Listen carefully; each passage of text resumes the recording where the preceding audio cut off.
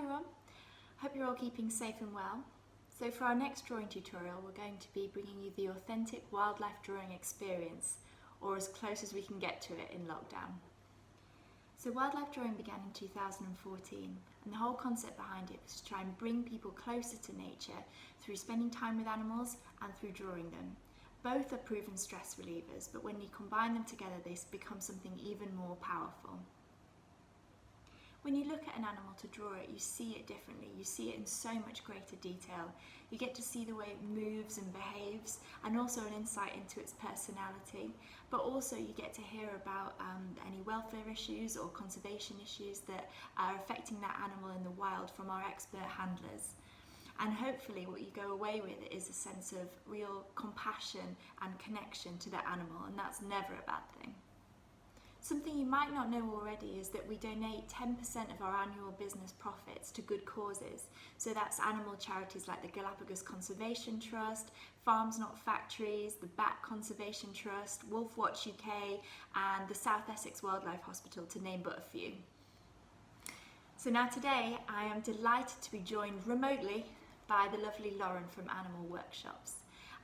She is a wonderful animal handler that I have been working with for probably the last 4 or 5 years, and she specialises in exotic animals. So she rescues and rehomes lots of unwanted exotic pets and gives them a lovely home to live in, the right nutrition that they need, and also plenty of enrichment activities that will mimic their behaviours in the natural world.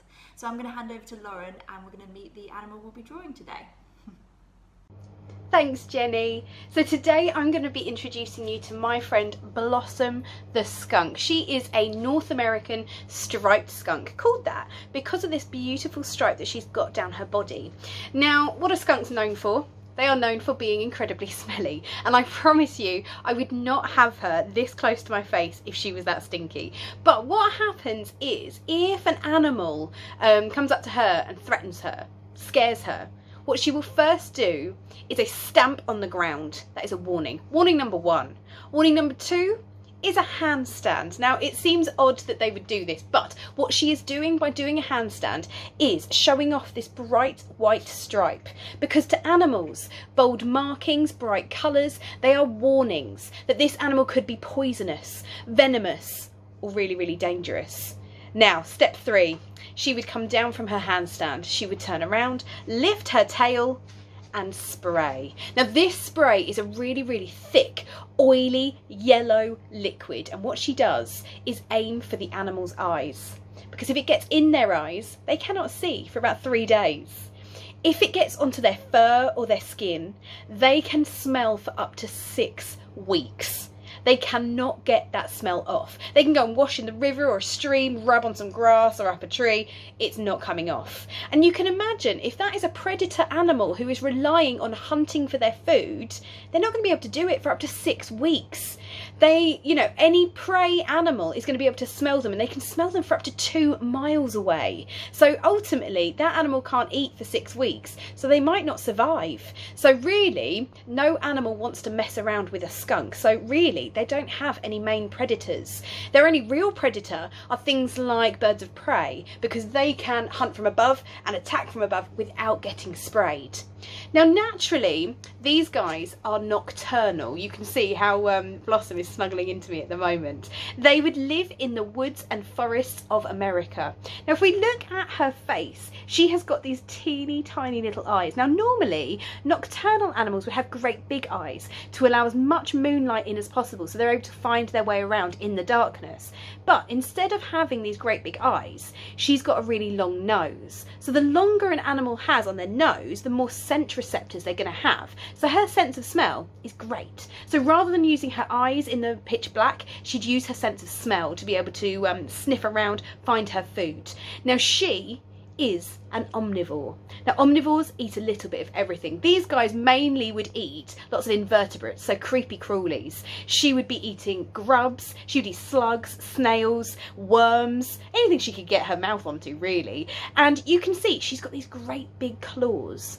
They're not sharp, They are tools to help her dig in the ground, but also upturn rocks, overturn logs to find all of those creepy crawlies. But as well as those, she would eat meat, so maybe small mammals, things like mice and rats. She would eat eggs. She might even eat small lizards, fish if she could catch them, but also her fruits, vegetables, nuts and berries. So literally she will eat everything. Now what I'm going to do is pass you back over to Jenny, and I'll tell you a little bit more about her shortly. Thanks, Lauren. Blossom looks so comfortable in your arms there. So all you'll need to get drawing today is your pencil, your rubber and your sharpener, and of course your paper. And you can either pause the video to get a nice little picture of Blossom to draw from, or you can go on Google Image, or you can go on the Wildlife Drawing Instagram or Facebook, where I'll be putting up some pictures of skunks. Right, let's get started. Okay then, so we're going to get started. As I've said before, we always start with the spine line. So a line that runs from the very tip of Blossom's nose, all the way up over her head, down over her neck, round her big bottom, and I'm not going to do her actual tail, which is sticking up like this. I'm going to wait and to do that in another line. Okay, now I'm going to start with picking out the simple shapes of the skunk. So we're going to begin with a sort of rounded kind of triangle for the head. And she doesn't have a lot of anatomical features that I can see really, because she's so fluffy, but I can sort of see the elbow coming down here and leading to her foot about here. And same again, her foot is just sticking out just underneath her chin there. And then I can't see a great deal of her back foot, but what I can see is this gigantic tail. So I'm going to start to add in where that giant tail is going to come, all the way up and over. And then just a mark of where the ear will be and where the eye might be. And that's it for now. So now, before we get into any detail or shading, we're going to cross-check our proportions. And just always trust your eyes, because actually the head of the skunk is quite small by comparison to the rest of the body. But what is big is that gigantic tail and this big bottom here, and also she's got really long claws. So we want to accentuate those parts, but just making sure everything is in proportion. So you can do that line method again. So you can take a line that is running horizontally from the nose and just check that it's hitting everything as the same as your reference image. So on mine, her nose would hit the sort of top of where her shoulder is, and then just below her tail there. And if I won't go the other way, so we've got a line that runs down from the tip of her ear and then to the base of her claws. So that's about right, and I can start now with my shading and my details. As Blossom is just so fluffy, what we're going to have to do is work to get all of these hairy, fluffy bits, and that's going to be really the main part of the illustration.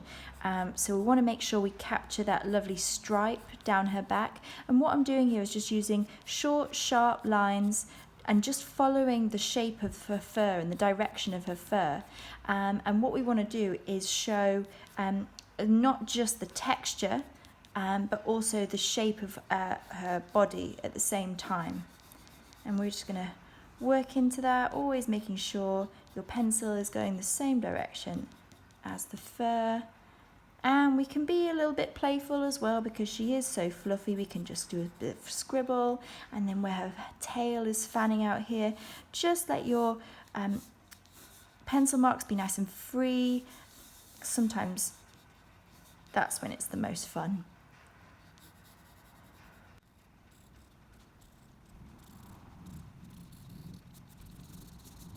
So now we know where everything is, and we've got her basic texture and her outline. We're going to start to have a look at some of the details.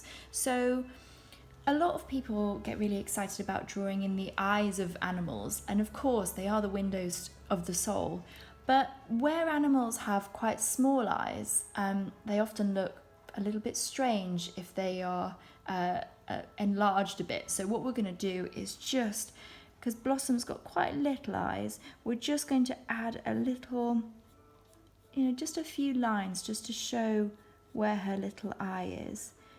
And so often animals will have a sort of almond shape or sort of teardrop shaped eye. But what you want to do is also add everything that's around the eye as well. So Blossom's got a sort of nice fluffy eyebrow and a couple of bits of fur that work underneath the eye as well.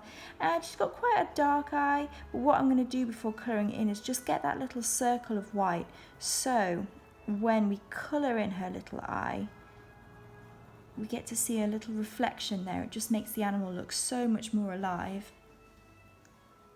And now let's start on her nose. So skunks have a really good sense of smell. So actually Blossom has got quite a big nose, and her little nose actually turns up at the very end, which is quite cute. So make sure you get that curve in there. And we've got quite a big broad nose here, so don't be afraid to make it as big as it looks in the photo. And also usually animals will have like a little highlight here at the top of the nose, which is where the light is catching. We just add a few little nostrils in there, and then bring it down to her little mouth, and just her bottom jaw is just very cutely just underneath there, and we can join that up to the rest of the body. She also has a few little whiskers which are quite fun to put in, so give her a couple of those. And on the other side, maybe a few on her chin as well. Her ears, they're also quite big, so we can start filling those in. Give her a little inside of her ear. And you might be able to just see a little tip of the ear on the opposite side, so you can just add that in there.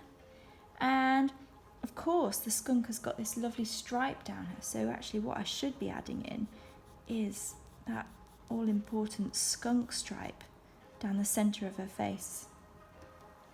So one more detail before we crack on with some shading. I'm going to take a look at Blossom's big claws. So we can't see in the photo, we can't see a lot of the paw, but what we can see are those amazing claws just sticking out. And what I can see is 4 claws, and the 2 in the centre are a bit longer and a bit thicker, and the ones either side are a little bit smaller. So what I'm going to do is just get that sort of, that shape that's just kind of a bit like a bird of prey really. And so we've got 1, and then this one I can see behind, and then can't really see a lot of the 4th claw this side, but I can see this one here. And they're attached to the paw just like this. You might want to just make sure they're nice and curved. It's not quite curved enough.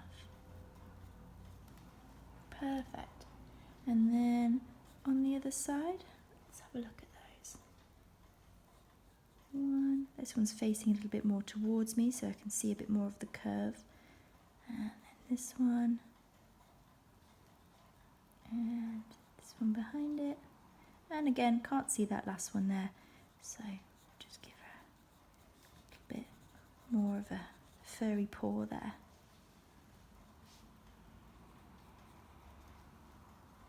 Okay, great.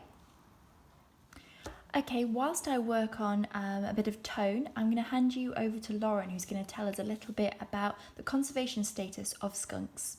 See you in a minute.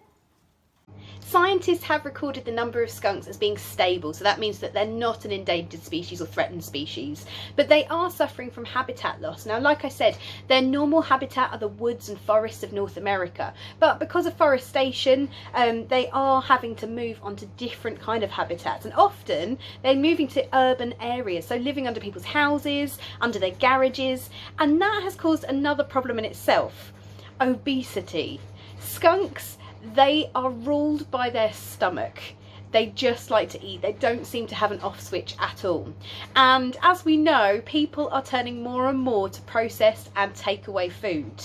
So these guys have worked out how to break into people's bins, and so their new diet is takeaway and processed food. So scientists have had a peak in numbers of obesity in skunks, so that is a bit worrying. Now also what we have to worry about are pollution and chemical use as well, because these guys, they will try and find any food. So in farmers' fields and things like that, pesticides, they're going to be affecting these guys as well, and the use of pesticides is going to go into the invertebrates, those creepy crawlies that these guys are eating as well. We have to think of the whole chain in this when we're using chemicals on our food.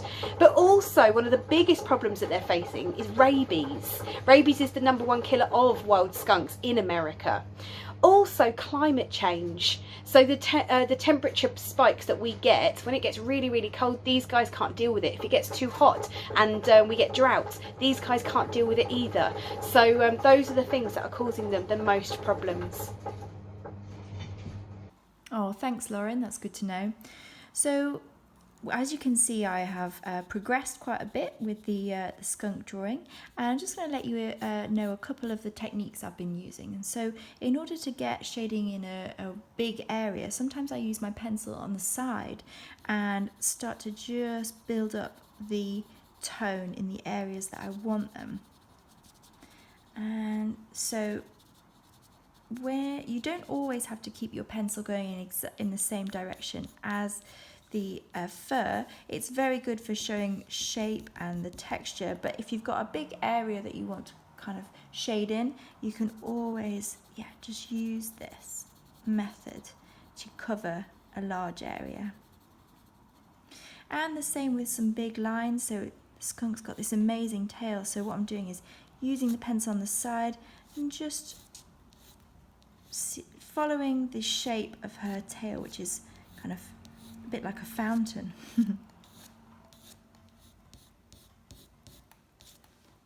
Something that I do in order to make sure I am using the pencil to its maximum capacity is to do a little tonal scale. And so if I make myself a little scale in the corner here, what I want to do is go from using the white of the paper as the highlight. So you can go a little grayer, so a light grey, slightly darker, darker still, and then almost to pure black, what the pencil is capable of. And so to use all of those tones in the drawing means that it'll be really dramatic and it'll show a lot of confidence. Okay, one of the very last things that we're going to do is just go over our details with a sharp pencil, just to pick them out against all of that shading.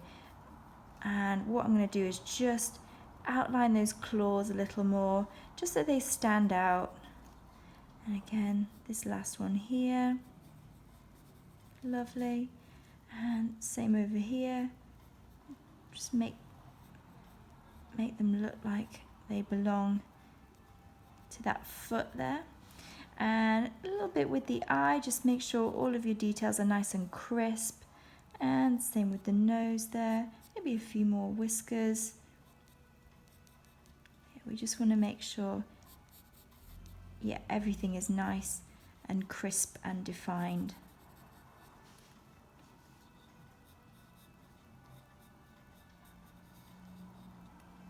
Great. So the last thing we're going to do is give Blossom a little bit of context. So we might want to have her standing on a little bit of grass. So you might want to give her just a little bit of something to sit on here. A few strands around her paws is always nice. A little shadow underneath.